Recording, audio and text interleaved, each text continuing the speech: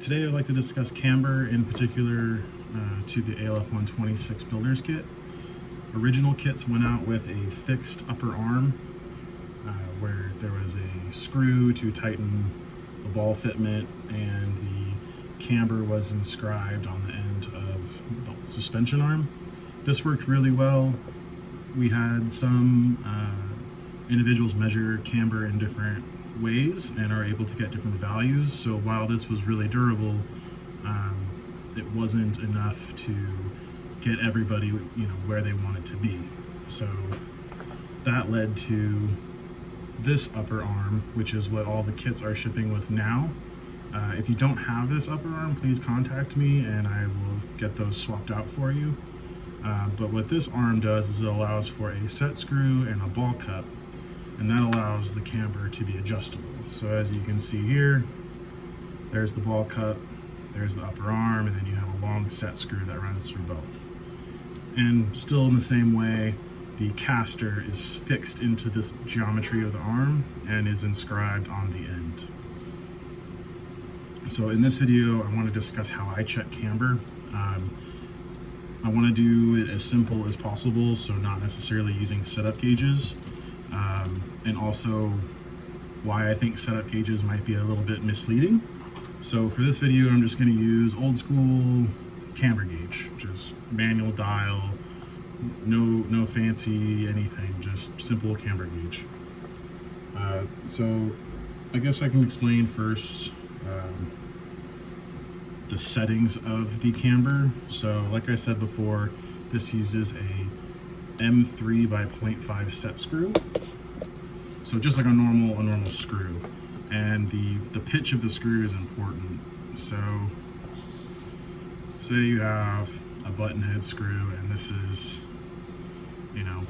M3 by 0.5 by 10.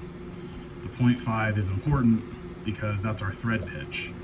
And what the thread pitch means is one revolution of the screw equals this amount of displacement. So in our case, one revolution is equal to 0.5 millimeter. So the way that the upper arms are designed, 1/2 millimeter is equal to about 1 degree of camber. So half degree, which would be, let's say that's a half turn, right? So 0.25 millimeter is equal to 1/2 degree of camber. So knowing that, when you check your camber manually, say you're a degree farther away than where you want to be, you would just thread the eyelet 1 turn, either in or out, depending on which direction you want to go. So this is kind of a key point to know. That way you're just not necessarily blindly turning the rod end. But we'll show this more in practice once I actually physically check the car, but this is sort of the math behind how it's working. So when I check camber, like I said, I like to just use this manual old school gauge. My typical starting point is always, 1 degree of camber. So that means the tire is going to be tilted inwards at the top 1 degree. I've seen as little as 0 to about 2 degrees of camber is usually the typical range. But I want to show you the process of how I check it and why I check it that way. So if you just lift up the front end and put it down on the ground, which would be similar to a setup station, and you read the camber, this is not 1 degree. You can see there's a gap, so I can try and fudge it a little bit. We'll go to 0 and see if that's close. There's still a gap, so we can even go like -1. So let's just say that's -1, right? That's pretty close. So let's see what happens. I'll put this back to -1 where I want it. So +1. And then I'll do the same thing with the front end. I'll pick it up and then I will drag the car forward a little bit, and then I'll recheck. So you can see it's not quite as bad, right? And the reason for that is, let's go to 1/2 degree.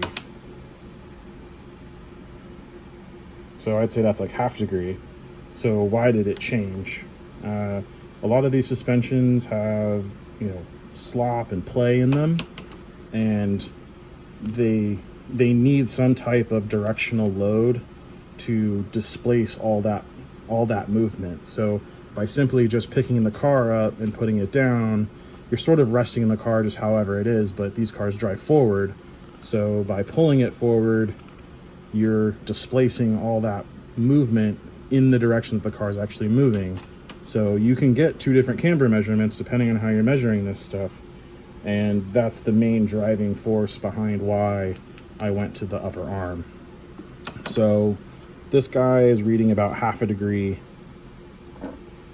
of camber. So that's easy. That's an easy fix. Let's check the other side. So pull forward. And I'd say that one is even maybe a little too much camber. So now we can go ahead and take apart the front end, and I can show you how to adjust, these 2 rod ends and get the camber that we need. First thing we're going to do is remove the front tires.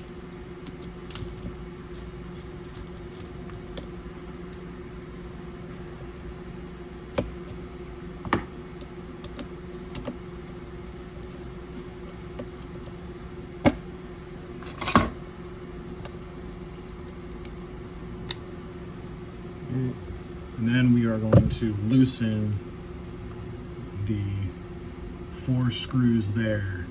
Not all the way removed, just loosen enough to where we can pull this ball cup up over the kingpin.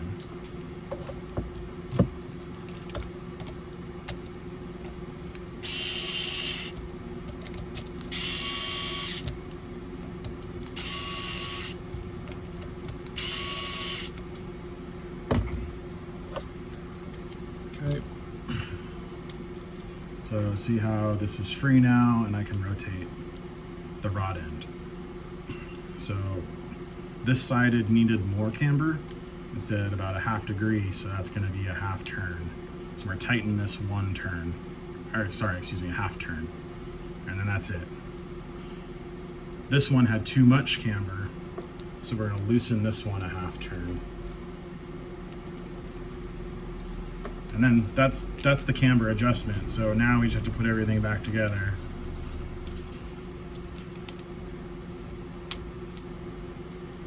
And tighten these 4 screws back down.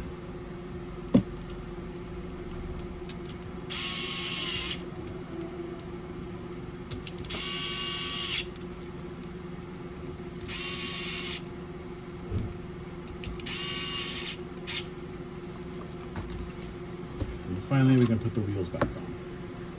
Okay, so now that we've got our rod ends adjusted, we're gonna go ahead and double check our work. So we're gonna grab our manual camber gauge. We're gonna make sure it's set to one degree, and we're gonna lift up the front end. We're gonna drag it forward a couple inches and check camber. So that looks really good. And we're gonna check the other side. So lift up, pull forward, and double check, and that all looks really good. So that's how I check camber. It's super simple. Some things to keep in mind is, don't worry too much about manually checking the lengths of these rod ends and the exposed length of the set screw, because the upper suspension, doesn't actually do anything. It's not responsible for camber gain. It's not responsible for bump steer. It's really just there to locate this kingpin in both caster and camber. That's all it's meant to do. So if you're off by a 1/2 millimeter on the exposed lengths, That could honestly just be built into the tolerance stack of the 3D printed arms. It could be built into the tolerance stack of the molded rod ends. So I wouldn't get too hung up about, you know, this gap is 250 micron smaller than this gap. That could very easily just be built into the tolerance stack of the components. The biggest thing to worry about is just static camber from left to right. And static, I mean pulling forward and measuring. Just throwing the car on the table and measuring, I feel like you're going to get a different value.